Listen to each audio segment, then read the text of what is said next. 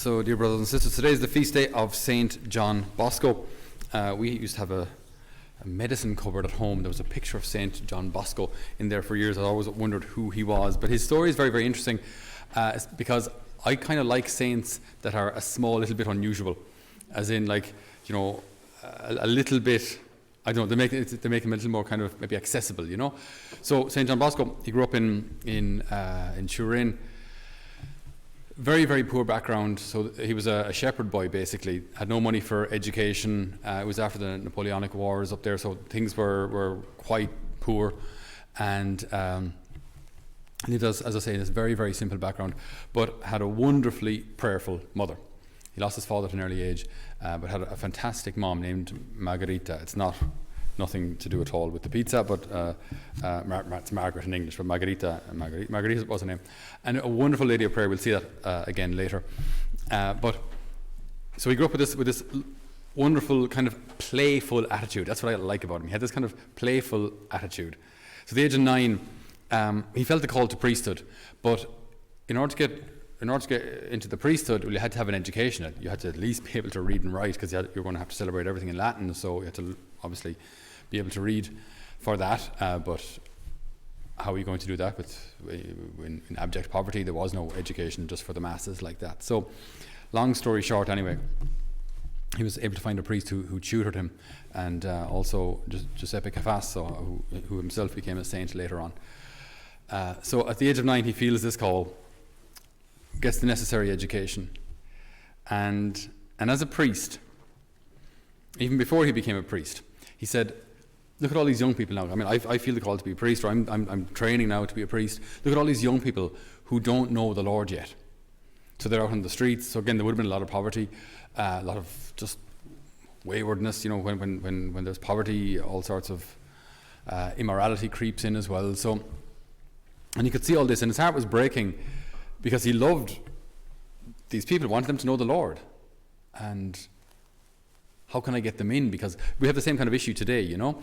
We have all these treasures in the church, the treasures of our sacraments, the treasures of the Eucharist, the treasures of the Rosary, the treasures of all these wonderful devotions. But to try and link all those treasures with where people are, how do you build that bridge? Because if you say to someone who isn't practicing, you should pray the Rosary, they'll say, thanks very much, and walk away and not do it. I mean, so how do you sell it? Like, how do you market it? How do you make it look attractive, good, grace-filled, happy, joyful? How do you make it look positive, as opposed to, you should do this because it's a rule? You know, if you don't do it, God will be mad. You know, how do we sell these things positively? So what did Don Bosco do? He saw a circus passing one day, and he said, people like circuses, don't they? So he learned to juggle, and he learned a few card tricks, and he'd tie a rope between two trees, and he'd walk across the tightrope. And so then he'd gather all the young people around and do all these tricks. And then afterwards to say, you'll never guess what I heard in the homily today. And then he'd relay the homily that he heard on that Sunday. So he'd gather the people with sciocchezze, they say in Italian. What's that in English? Little things, these little performances, these little shows. But he became known for them because they became a weekly occurrence. So that was like the hook. That was just a little bit of bait. That was the worm. And the kids came, they listened, and then they started to be catechized by this young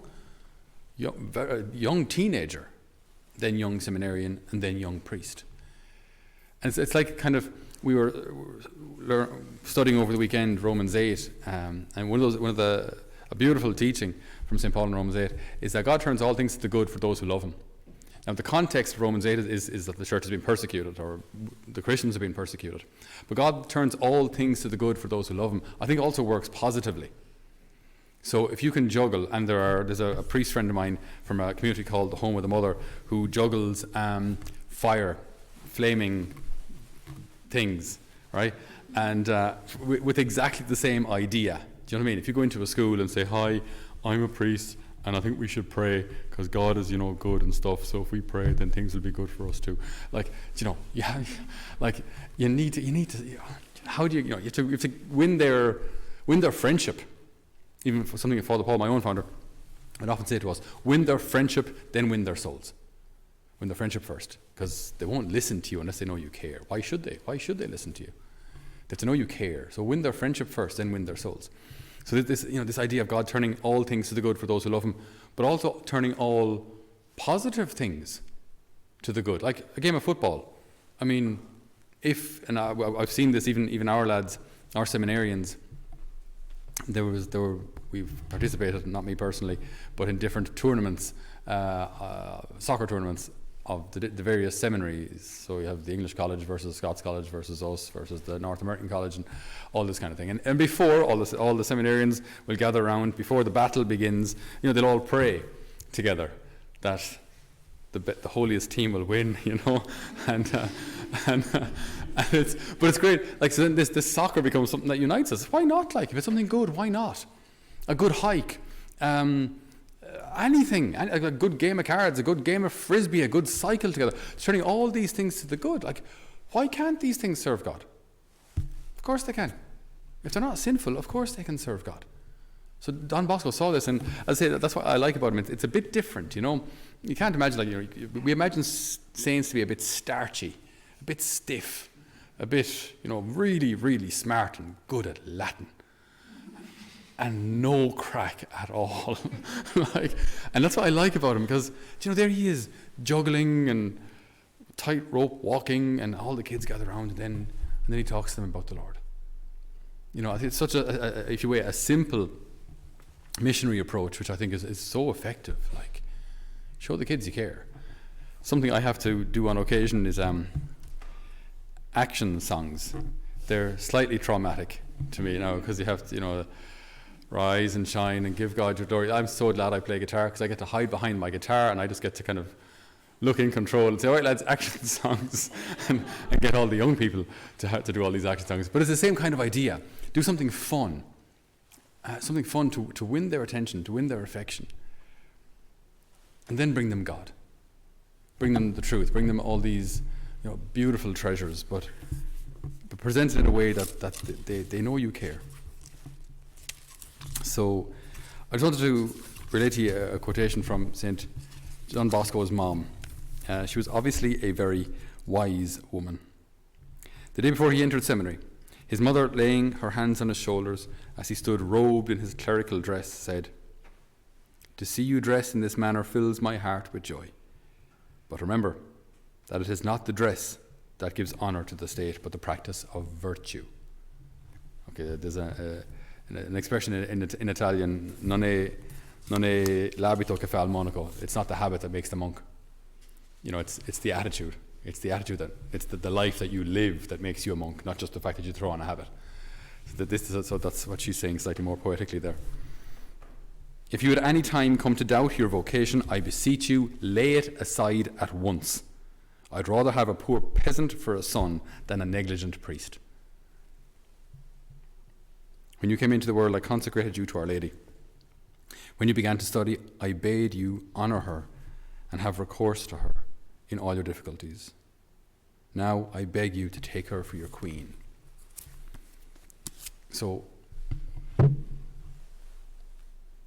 this wonderful holy mom, Margarita, transmitted to her son a profound love for Our Lady and for the Eucharist. And one of the most famous images which came from a dream of Don Bosco is the ship in stormy waters, which represents the church. And the Pope is standing at the front of it. And the ship is getting tossed around. And there are all sorts of boats sinking all around it. And the boat of the ship remains steadfast, remains safe, because it is tied to two pillars. A higher pillar of the Eucharist, a lower pillar with Our Lady standing on it. And this is how he lived his priesthood too. So, I mean, he wasn't a clown. We don't do these things to be foolish. We do these things to attract people to a really profoundly solid and challenging message. The inestimable power of the Eucharist, the grace available to us because we remain, if you will, tied onto it. Jesus giving us his body, blood, soul, and divinity that we can receive every day for some of us. And then our Blessed Lady, who keeps us on the straight and narrow, who'll always guide us back to the Lord. That's her job, to always bring us to the heart of her Son. And so in his humility, he started a religious community But have you ever wondered why the Salesians are called the Salesians and not called the Boscinians or Boscoians? I don't know how, but he based it on the spirituality of St. Francis de Sales. You know, so it's founded by Don Bosco, but they're called the Salesians. So, like he said, I'm not going to found it on me. Found it on a saint, someone important. Just the humility of the man, absolutely fantastic. So we remember our first line from our reading from St. Paul to the Philippians. I want you to be happy, always happy in the Lord. I repeat, what I want is your happiness. Lord, despite everything going on, despite the stormy waters that we find our ship in, may we remain tightly tied onto you, anchored onto the Eucharist, anchored onto the direction of our Blessed Mother, that you may guide us home. Amen.